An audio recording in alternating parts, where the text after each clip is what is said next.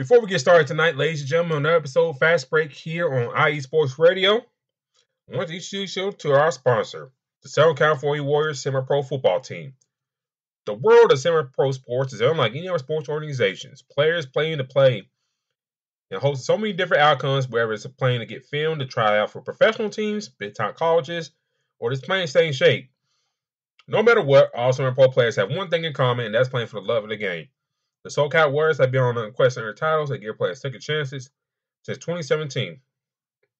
Wherever you're in Southern California or anywhere in the world, give semi-pro sports a chance if you love your sport. You may get that second chance you've been waiting for as an athlete. You can find them on social media at Twitter at SoCal Warriors, and on Instagram, Southern California _ Warriors, and on Facebook, Southern California Warriors. Now on to the show.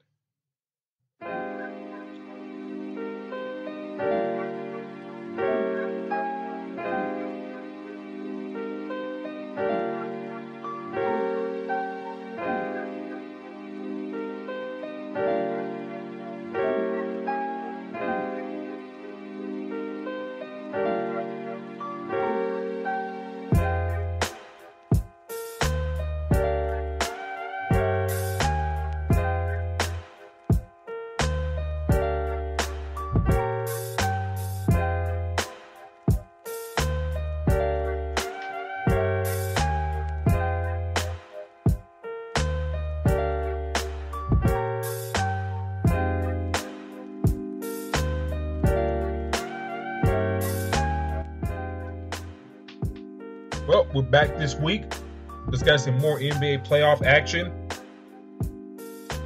and plus this and hyping up 8 years of IE Sports Radio. We'll talk about that in just a second. But with the Mavs tying up the Phoenix Suns at 2-2, can they win one on the road and win a big one on Game 6 down the road? Plus, with Ja Morant being out for Game 4, can Memphis lead the charge without him and even up the series? Plus, can Boston try to take advantage with Chris Middleton out, or is Giannis too much for them? We'll discuss that more here on IE Fast Break here on IE Sports Radio, your direct feed for all IE sports, and you're welcome to join us.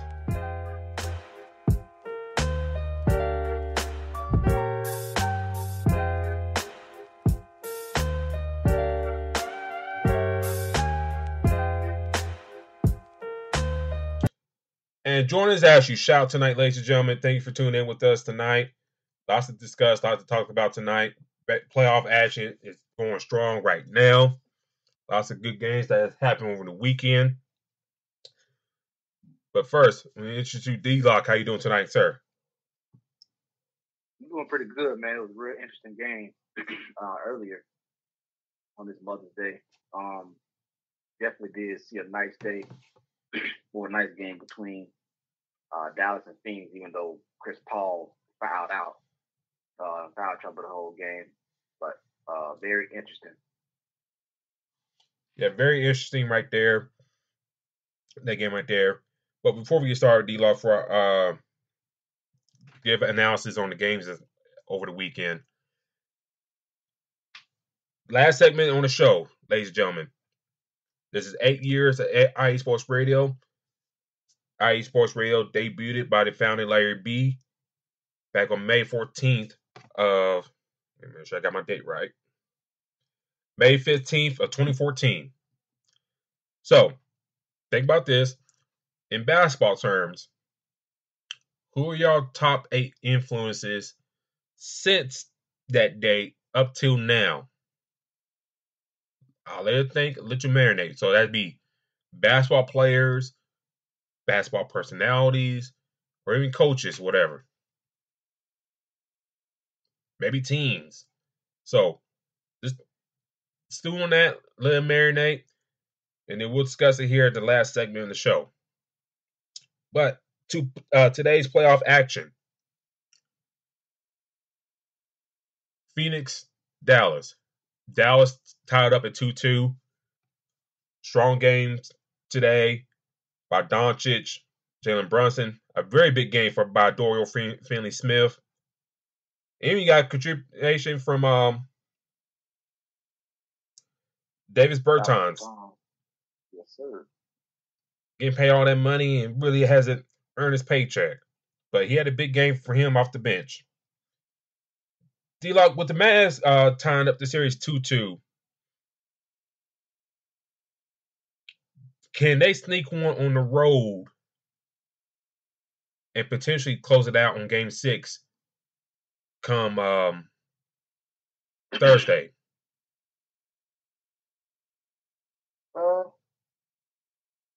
Say can Dallas? Yeah, can Dallas sneak one on the road on Game 5 on Tuesday, and then kind of on Thursday kind of win and finish it out in Game 6 against Phoenix? I think it is possible. I think one thing did help him, the fact that Chris Paul was just in foul trouble. Yep.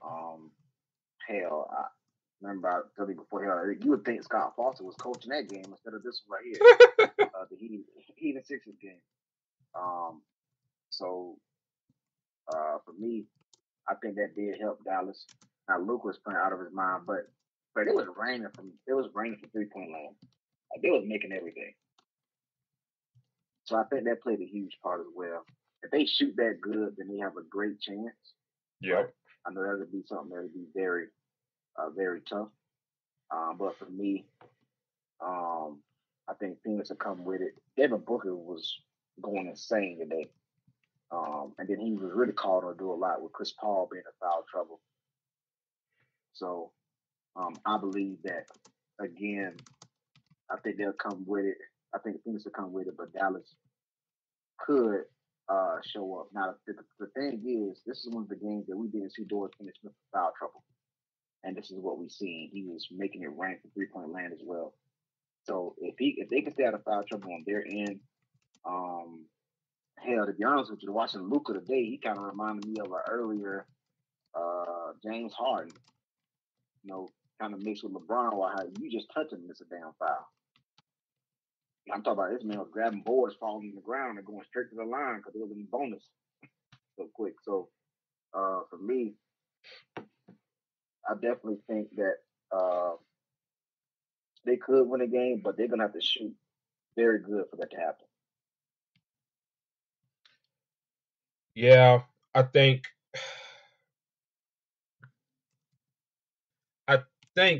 for me, for Dallas to win Game 5 and kind of touch on Game 4 real quick. Great shooting by all around by the Mavs. 45% for 3-point land. Great shooting. You couldn't ask more for that. Right. I look on the Phoenix side of things. It still kind of puzzles me, D-Lock, that Dallas got no depth down low, and they're not taking advantage of DeAndre Ayton like they should. Yeah. I know they like to get the switches with Luka and stuff like that and take advantage of him defensively, in which he really got sharpened up his defensive game. Which I kind of surprised Jason Kidd let that side, knowing how he was a great defensive player in his day. I'm really kind of surprised by that. But I think Phoenix is kind of really dropping the ball in this series. Not taking advantage of the post, not let Ayton go to work. I don't say damn near automatic down low, but he shot 7 for 12 today, 14 points. That's really not enough touches for him. It really isn't. And Crowder, I mean, he shot one more ball than him, but you know, the way Chris Paul played, he fouled out. Those touches that probably going to Chris Paul should be going automatically go to DeAndre Ayton. Now, granted, yes, Devin Booker had 35 points. But still, you try to make a comeback, kind of slow down low, slow the clock down a little bit, get some different looks. To the point so that they'll have to double team Ayton. And then you get those open looks with Bridges, Crowder, Booker, and Cameron Johnson, and Cameron Payne. Who, by the way, Cameron Payne, if you ever happen to listen to this show by chance, or see the tweet we put out earlier, square your damn body up, man. Square your body up when you shoot threes and stuff, man. It's like, just shoot like kids I coach. Square your body up, man. I can see why at times he probably was at the lead for a little bit. Just simple things. But anyways, that's just nitpicking right there. But to go to game 5 real quick, I want to say Dallas can use this momentum to win game 5. But I think Chris Paul may come back with a vengeance in this. He had a bad 2 games here, D-Lock, in Dallas. Was not his best moments at all. I think he probably used game 5 as a bounce back. And Phoenix probably wins game 5 in my eyes.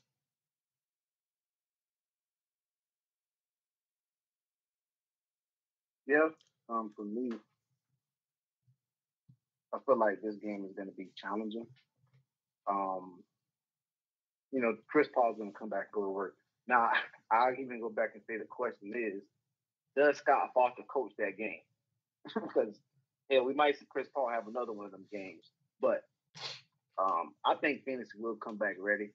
But back to what you were saying, I'm literally watching the game, and it's just like I'm thinking that Phoenix would make the adjustment of just using DeAndre Ayton to destroy down low. Like, it just, Max Kleber is no match. Dwight Powell is no match to Ayton. So I did find that kind of strange as well, and I think we do see that adjustment. Also, I think Jay Crowder we seen earlier, we thought it was a serious injury, but it really wasn't. So he ended up coming back in, making an impact later on.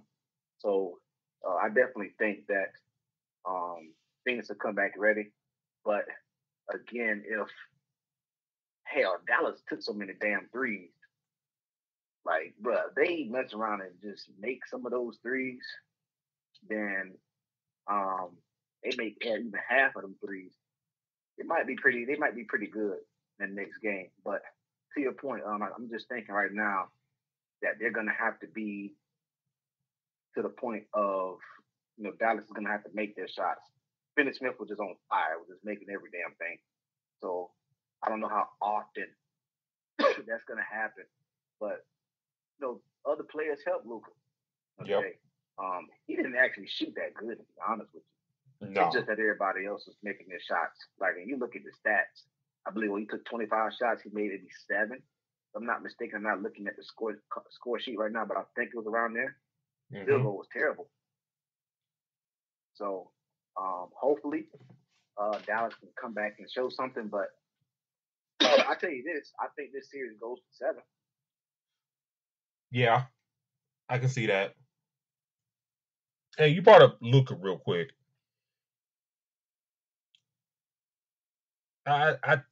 He's a fine player. He's very good. But it's just like, I think with his years in the league so far, they really haven't, the coaches that he's had really haven't really figured out how to use them. And the surrounding cast. Like, it's like it's like you gotta look out there, and then the guys that got out there, you gotta fit along with him. Correct. And sometimes let me ask you this quick question. With Luka being the kind of player that he is, how do you build around him? Or how would you build around him? Oh, how I build around Luka. Because he can play. He's they call him Baby Bird. They call him similar. They call him a smaller Baby Bird or a smaller Larry Bird or younger.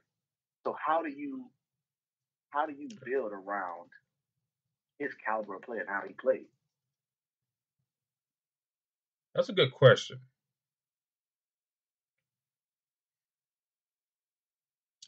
First of all, since he's not the world's best defender, in which me personally, I always agree with Kawhi Leonard in this statement when he was at San Diego State. When Steve Fisher, the story goes, Steve Fisher was trying to tell the guys, was short in practice, trying we're gonna play zone at certain times because of certain guys' defensive limitations. And Kawhi Leonard, which I wholeheartedly agree with, says, why we gotta play zone since he can't hold his own, stuff like that. You get the gist of it. Well, Luka, he gets a pass because he's a superstar of the team. So you gotta have some defensive guys, some 3D guys that can defend and whatnot and pick a roles in situations. That's one thing that you gotta have. Some shooters. I think they got right amount of shooters. I think this offseason maybe you could trade one of the shooters for a legit person down low, which they sorely lack. There's a point D-Log that's like you could have too much spacing in basketball. Every once in a while you can throw it down low. Yes, like I use Anthony Davis for example. Yeah, he is expanding his game out a little bit, but he can still beat you up down low.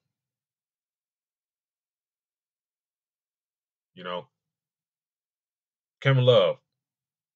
Yeah, he's expanding his game out that way, but his bread and butter, he still can beat you up down low.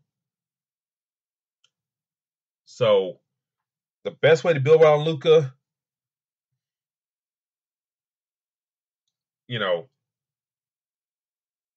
have the spacing out, have somebody legit down low that can give you some good points down there.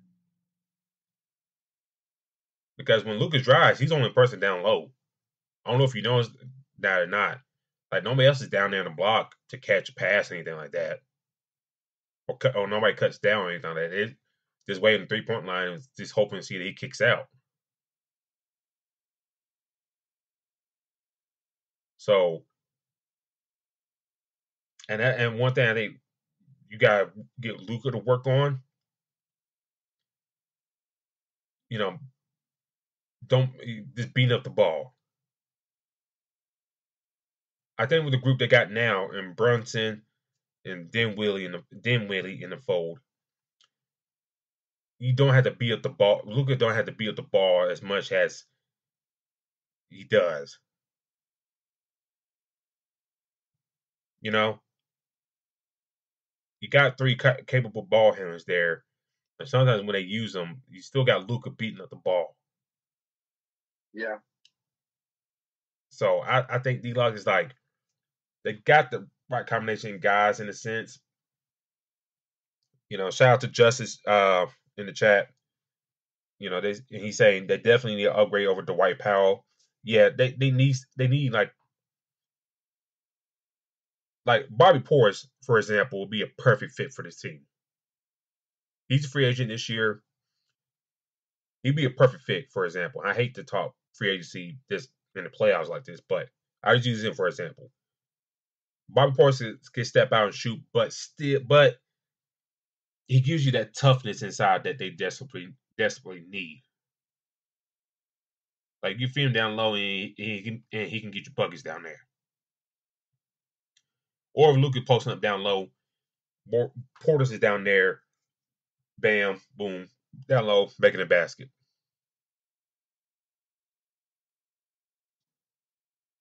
So I say this better ball movement with Luka Don't let him have hold the ball so much. I mean, not necessarily. I'm just saying, not necessarily Bobby, but someone like that. You know, DeMarcus Cousins, he's a free agent. Someone like in those lines. Right. No garbage players. Somebody could create some offense down low. Don't make your team one dimensional, in that way with Luka. Because with Phoenix, before we move on, D-Lock, Ayton could get his own. We see with Booker get his own. Chris Paul, same way as well. We got three dynamics, right there. Inside, scoring guard, and lead point guard.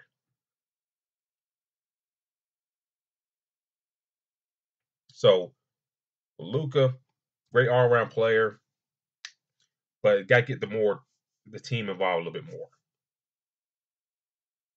In my sense, get that offense flowing a little bit better. Yeah, I agree with you.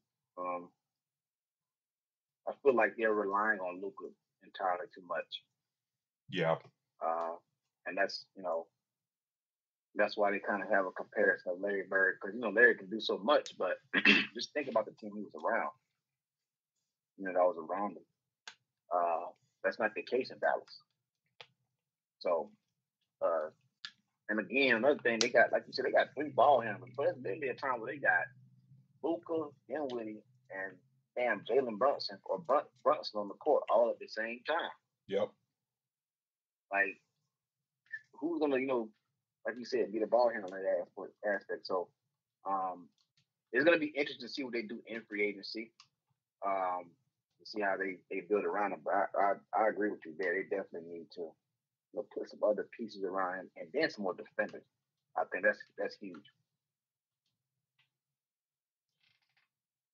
So, your prediction for Game 5, who wins that game in your eyes? For me, and I'm gonna take Phoenix. The reason why is I think they open their eyes and see. I think Monty Williams will make that adjustment, and we'll see what DeAndre Ayton is clearly having open to him. So, for me, I think that'll be really very important. I think he's going to dominate when he get the chance, Ayton, and I think Luka can't shoot that. The thing is, Luka's not been playing that good this series, shooting wise. It's just like all the other guys need to help, and they were clicking today, especially, and that's what happens when you're at home sometimes. So I definitely think that we'll see more of DeAndre Ayton in the next game, and I think that Phoenix takes it. Same boat as you. I think Phoenix wins Game 5. I think Chris Paul comes back and has a strong game. I think Phoenix wins in a close one. So both of us got Phoenix in that one. We turn our attention to Game 4 tomorrow in San Francisco. The Warriors, Grizzlies. Ja Morant's going to be out for Game 4 in this one after injuring his knee. I don't know what the severity is because me and you both seen a video of Ja up in the club somewhere in San Fran. Or San Fran or Oakland. Wherever. So, but he's going to be out for Game 4. Here's the funny thing, D-Lock. Even with Ja Morant being out some games this season, Memphis was played pretty damn well. Let's not dismiss that. They have played pretty well with Durant out of the lineup. But my question to you, with Morant out of the lineup, can those Memphis Grizzlies sneak out a win on Game 4 tomorrow night?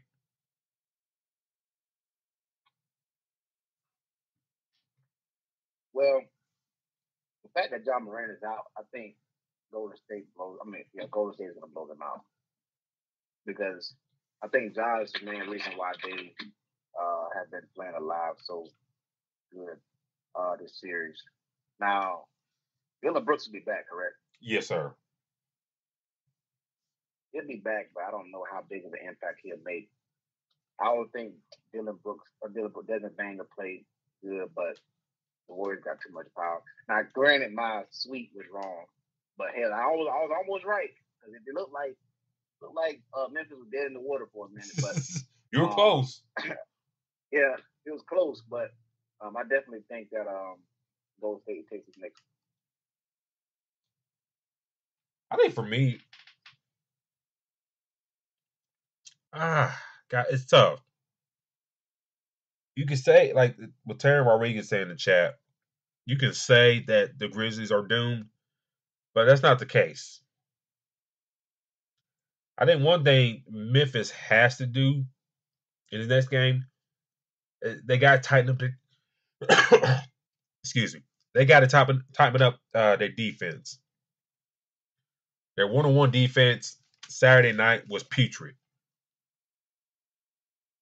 They let guys go easily to the basket, Poole, Curry, other guys. They got to the lane too easily. In my eyes, I was sitting on watching like, dang. I know Dylan Brooks is out, but still, kind of stop the penetration going to the lane and stuff like that. That's one thing they got to tighten up. Two, for some odd reason, Steven Adams is not like a matchup for these two teams that have played recently. I don't know what it is. Why he wasn't a matchup fit against the Timberwolves, I don't understand. But in this one, yeah, to a degree, but they need some toughness down there. I think you got to play Steve Adams some minutes, see what we get out of him, and maybe he brings like a different dimension in that game. So those two things right there. And then third, whoever's the starting point guard, probably Tyus Jones. Just play smart, take care of the ball, and do your damnedest play in front of Steph and Jordan Poole. I think Memphis can do those things. I think they go a long way for them. They say Desmond Bane's been dealing with a back injury, and that's why he really ain't shooting the ball well in this series. But he got to suck that up. Dude was averaged about 17 points last series. That number has gone down minus 10. That's unacceptable. Especially playing the Warriors where you get like more of a shot opportunities compared to playing the Timberwolves. So I expect him to step up a little bit more. Jaren Jackson, he got to have a more strong game. And Jesus, I tired of seeing him foul out. It's just disgusting that he fouls out every so often. It's like, come on, dude, play smarter. So if they'll do those things, I think they'd be okay. Kyle Anderson, if he come in and play a solid game, he should be all right. I love Brandon Clark.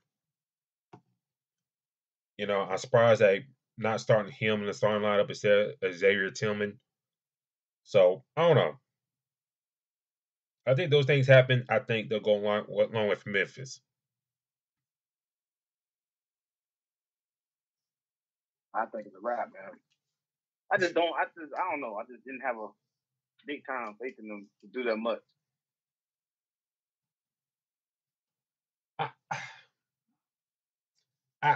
I give them this vote of confidence because they played well without Morant while he was out. Now we know Otto Porter next game he ain't gonna shoot like he did last game. Maybe you do, maybe you don't. That's he's one of those players that he shoots well in one game, then next couple games, he could hit the brown side of a barn. But I mean, Draymond didn't really do much.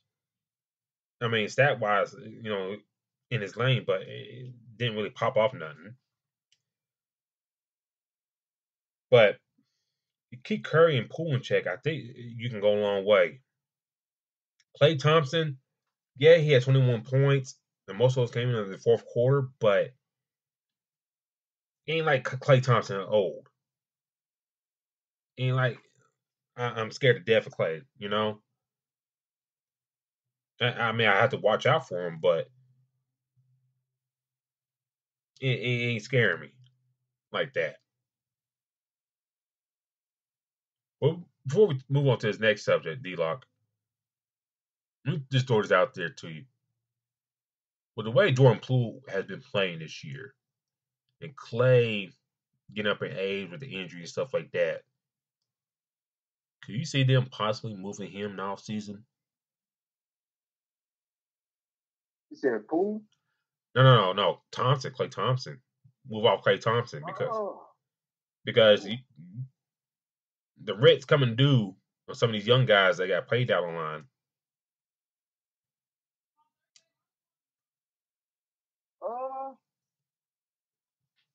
I wouldn't rule it out. I just think that Poole is playing outstanding right now. To move Klay Thompson would be something that would be a shocker. But, anything can happen. But to me, that's a tough one, boy. I'm trying to think right now. I think that they would want to do right. Let me say this. I think they would want to do right by Steph, and they would keep Klay. I just don't see them up and, moving Klay. That'd be a tough thing for them to do. But I mean, like I said, it wouldn't be super shocking if it did happen. I don't know. It's just something I've been thinking about. The way Poole's been playing, yeah, Klay has had his moments, but you're talking about a guy coming off an ACL and Achilles for the past 2 years, and then on top of that, you gotta see what you get out Moses Moody, Kuminga, Wiseman. Like I said, the rent's gonna come due soon, and you can't pay all these guys. I mean, they probably moved Draymond before Klay, but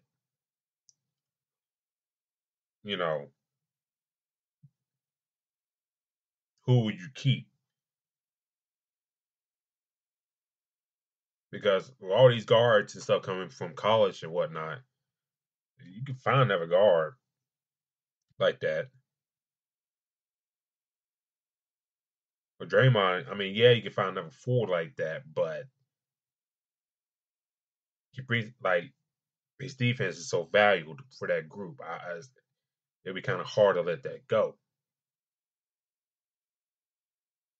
I don't know. Something will just come back around here in the near future. To focus our attention to Milwaukee, Boston yesterday, D-Lock.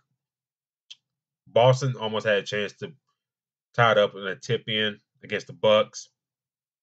Giannis, shout out to Giannis having a strong game and really carrying the load for this team along with Drew Holiday.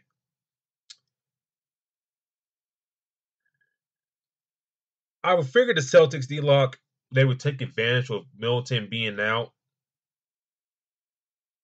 but they really haven't yet.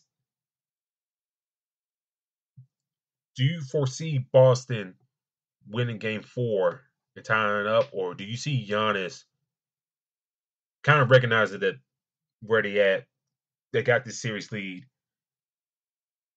and do you see Giannis kind of like willing his team to take advantage of 3-1 lead? This next game is in Milwaukee, correct? Yes, sir. Game 4.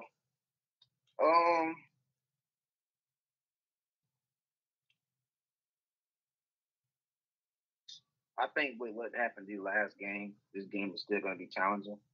I just feel like Giannis is too much. Now they had a hell of a break. You know what I'm saying? Like they haven't played in a couple of days. So these teams, as far as condition, they should be fine. But I just think Milwaukee is they're gonna take their home court advantage and use that. Now I think Boston takes a game at home. But I think that Milwaukee will take that lead. This is right now that home court advantage. Boston wins the game. It doesn't matter the fact that Milwaukee won the first game because both now still tied 2-2. They're even. So for me, I can't go against Giannis right now, man. He's just playing too good. I think he's gonna make a huge impact. And I think they blow him out this next game too, to be honest with you. Ooh. This series has been played pretty tight.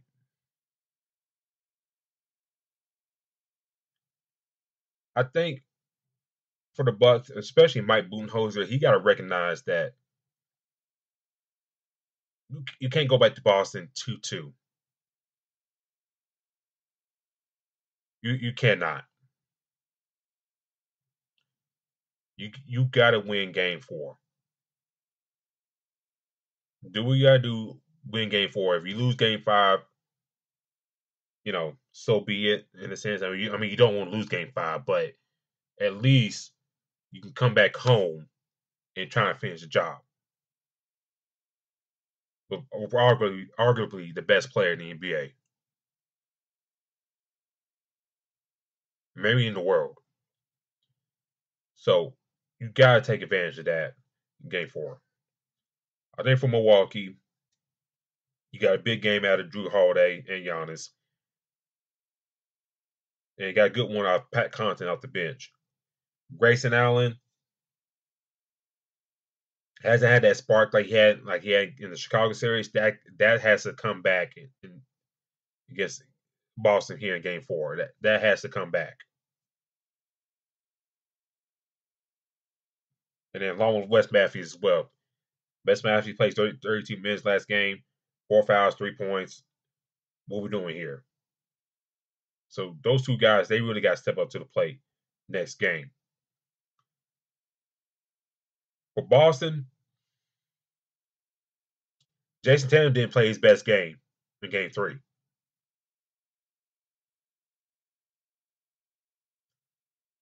He had one of those games that he shot a lot, but it really didn't do not a damn thing for Boston at all. And lucky for them, Al Horford shot the ball well. Jaylen Brown played pretty well. And you got a good game off the bench from Derek White. But you got to get Tatum got to reappear next game. Marcus Smart got to shoot the ball a little bit better. But if Jason Tatum ain't shooting the ball very well next game, then you could put a fork in Game 4 for Boston. Because Horford, he's not going to shoot 22 points and go 4 for 7 for 3-point land. That's not going to happen. Again, as good as talented Al Horford is, he's not going to do that again. Nah. So Brown, Tatum, and Smart, they got to carry the load. They got to score. They move the ball very well. Get back to doing that. Get the Bucks out of position. And hopefully they go a long way for y'all. If not, you can kiss this series goodbye. Because I don't think the Bucks, if they happen to lose Game 5, I don't think they can lose in Game 6 at home. That ain't happening. But give me Milwaukee to win Game 4 tomorrow.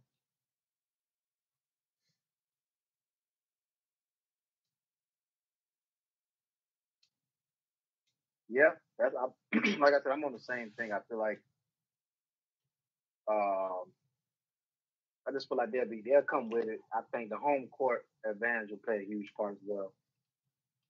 So for me, I definitely think that they'll take that game. Now Boston is they're gonna bring it as well. I think you're gonna see more Marcus Smart too. I think Robert Williams had a hell of a lot of minutes that game too, if I'm not mistaken. Talking about game 3? So, yeah. About 23 minutes. It was either him or Horford. Had like an insane amount of minutes. Horford had about 39. Grant Williams got a lot of time, which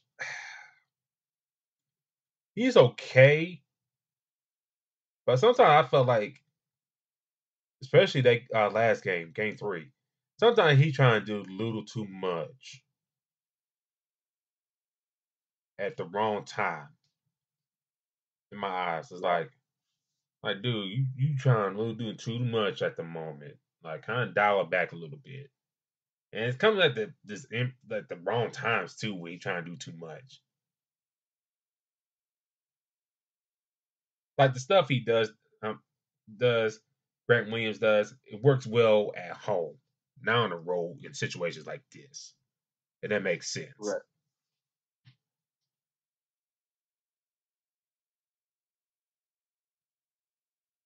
But who you got for game 4? I got Milwaukee. I mean, can't go against the big man, especially at home. Now he's gonna have one of them games, but I think it's a blowout. Woo. Y'all heard that, ladies and gentlemen. Blowout for the Milwaukee. I was wrong already. I was wrong about one, so hopefully I ain't wrong about this. Hey, I meant you. You were close on that Golden State and Memphis. Like, you were close. Like, lucky for Memphis, Ja Morant was on. But you were close.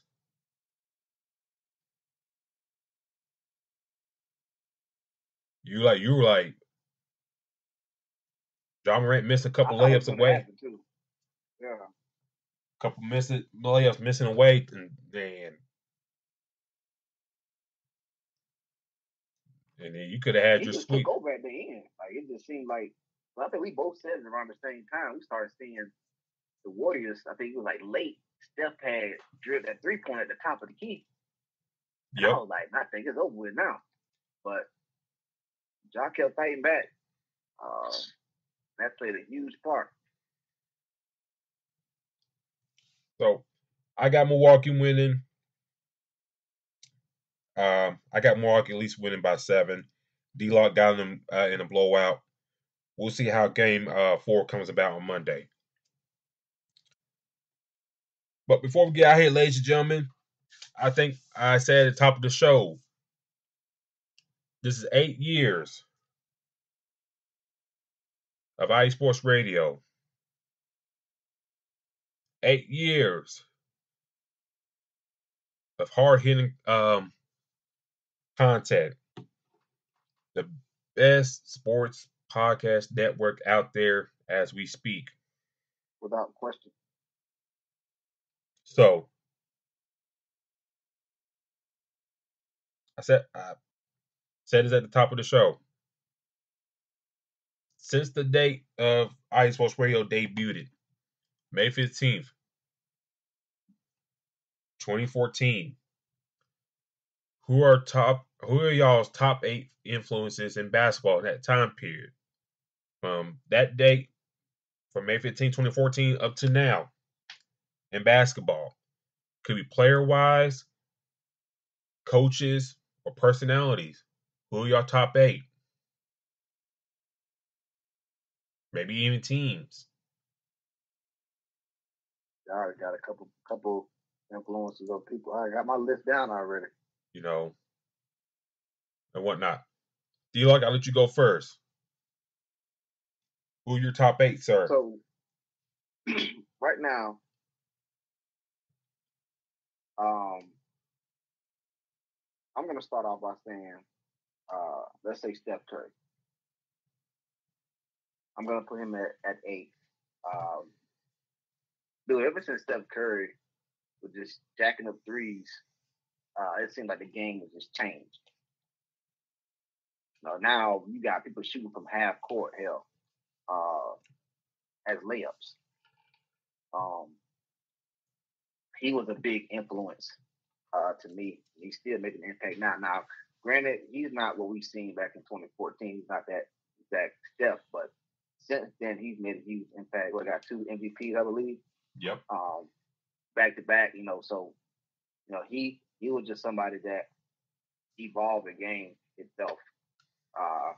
Because now he's, like I said, you got people, we just talked about it earlier, about the impact about him on the team. Now you got Jordan Poole and Clay, Flash brothers and a Poole on the side. So for him to be that impactful, he had to be somebody I named because he's done a lot. Now, leaving from him, I'm still going to transition into a team. I'm going to go with the 2015-2016 Warriors, the team that went 7-3-9. For the longest, we thought that, 72-10 Bulls, we thought that would never be broken. Hell, I don't even think it was ever a team that even got close to it. But we started, I'm pretty sure you remember the season, but we started seeing this team just start stacking up dubs and not even getting the L. Like, they were getting the L like every 13 or 14 games or some shit like that. And it was like, well, dang, when they going to lose the next game? And this team just was, one of the ones that just was hard for anybody to beat until the end, until it really counted, I guess. So for me, I definitely had to go to Warriors team at 7. 6, I'll say Steve Kerr. Since 2014, the Warriors have won 3 titles. So for me to see, them get those, I think Kerr had a huge impact. Now, granted, I think, Mark Jackson had a huge piece in building that roster. Not many people say too much about it, but I think he had a huge valid piece with that or impact. But Steve Kerr, come on, bro. Like, I know you got, come on now, you got the Splash Brothers, these guys. Remember Iguodala was there and earlier, like they were at a good spot. So for me, I definitely like the fact that Steve Kerr played a huge valid piece. Now that was 6, I said? Yes, sir. So I'm gonna go at 5, and I'm gonna go a little different. I'm gonna say Russell Westbrook. Before he was playing that we seen with the triple double. We was looking at him, we were like, damn, is he gonna hit it? Is he gonna hit it? And he actually averaged a triple double. We haven't seen it in forever. So he was, when we seen it, it was just one of the most amazing things. Now the thing about it is, hell, after he did it, it just seemed like it was clockwork. He was just doing it, yearly. Now, granted, because of how he plays, they call it like playing like 21, and he plays like that. Like he just is. He gonna get his points and get and be good for the day. So, for me, I definitely had to mention him. He played a huge piece for me.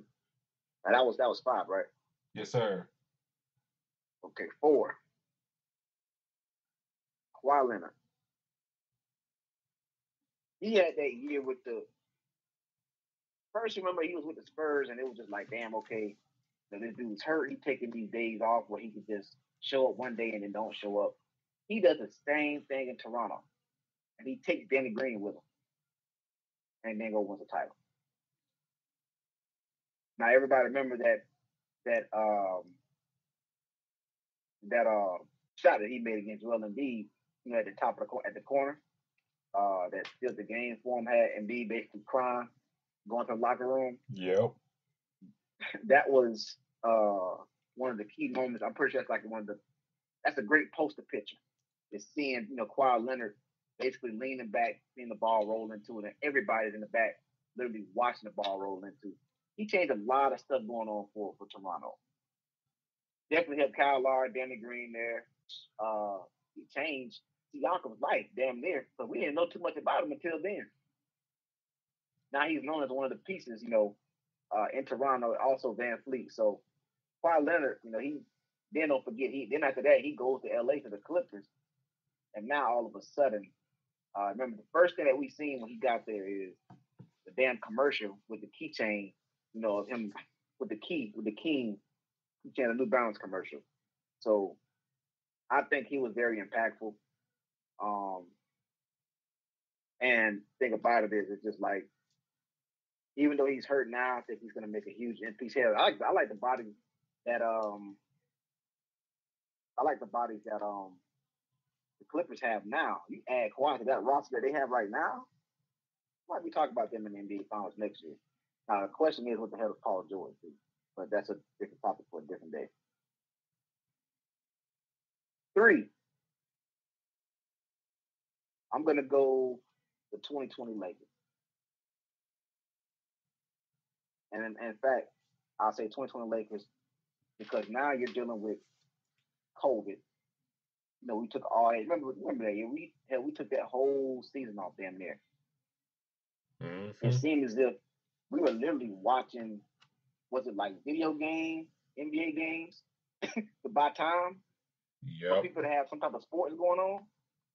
So the Lakers came out, made the huge trade to get Anthony Davis the prior year, or after having LeBron 1 year. They get Anthony Davis, make the huge trade, and go in the bubble. Anthony Davis made this ballot shot against the Nuggets, and then they go to the NBA Finals against the Heat. That was just one hell of a, it was good to see the Lakers good. I mean, it was really something that was like, damn, finally. It's like watching the Cowboys win the damn Super Bowl. For a lot of fans anyway. So I would say the 2020 Lakers were impactful. Number 2, Giannis Antetokounmpo.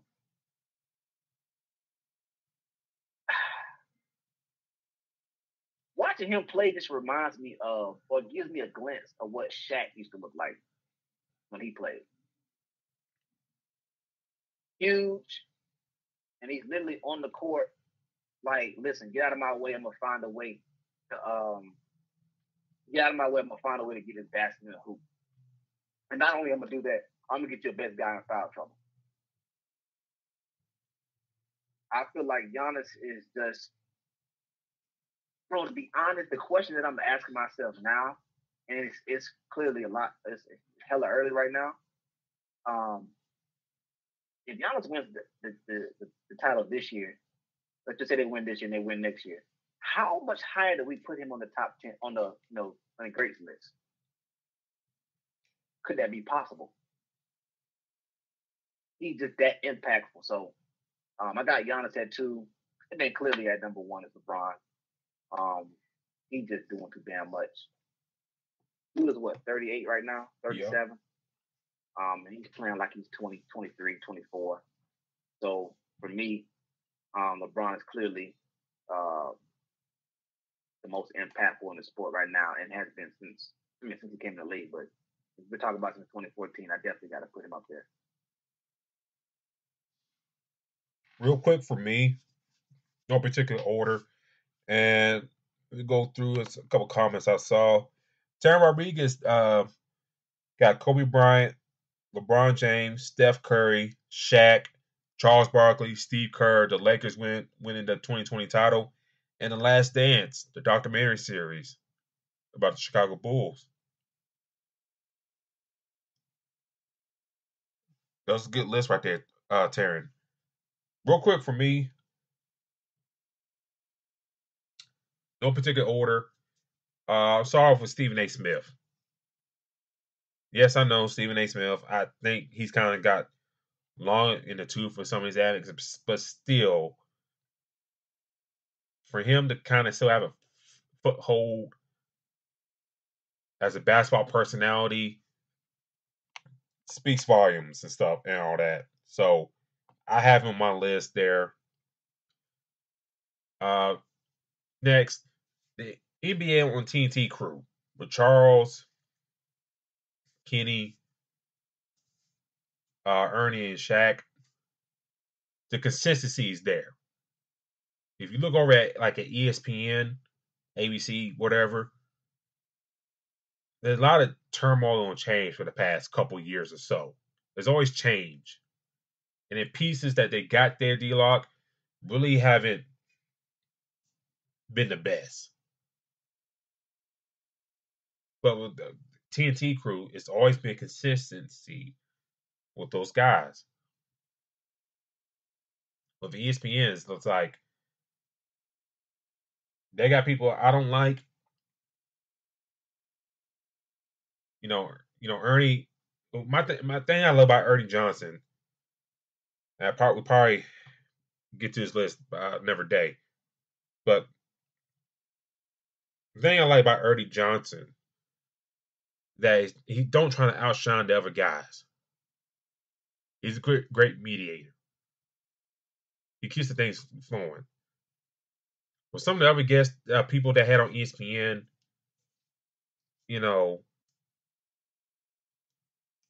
which I'm glad they got Mike Greenberg in the fold now, compared to the other folks like Rachel Nichols and what's that girl's name? Michelle Beadle.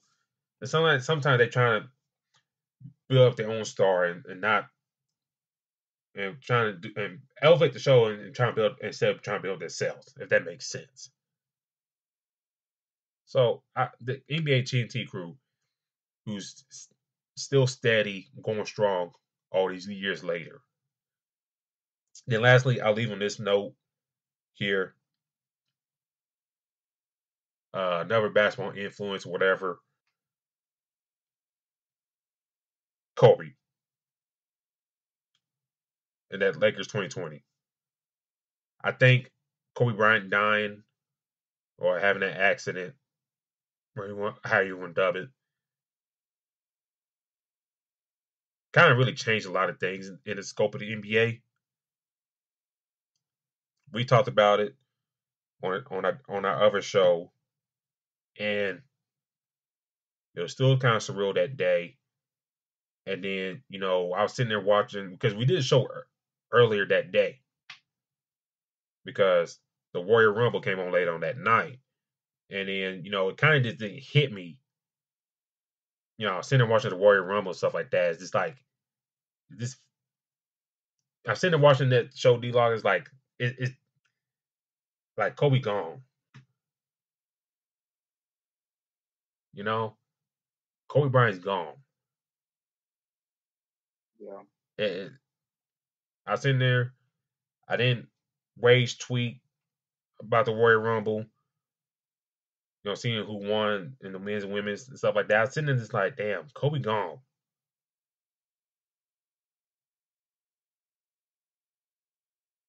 I ain't know, and then the celebrations they did for him,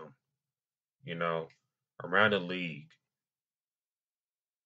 and then the tribute to the All-Star game, the funeral and stuff like that, the celebration of life, and then for the Lakers to bring it home in the bubble.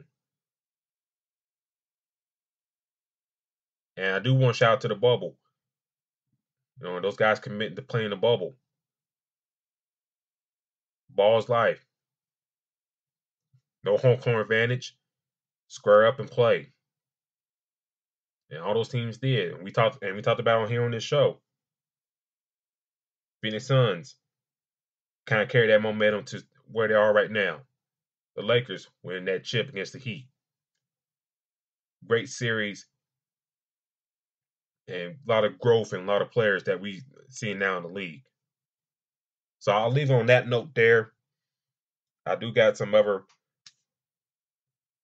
down the line, so we'll get to that later. That's when we seen Tyler Hero come alive.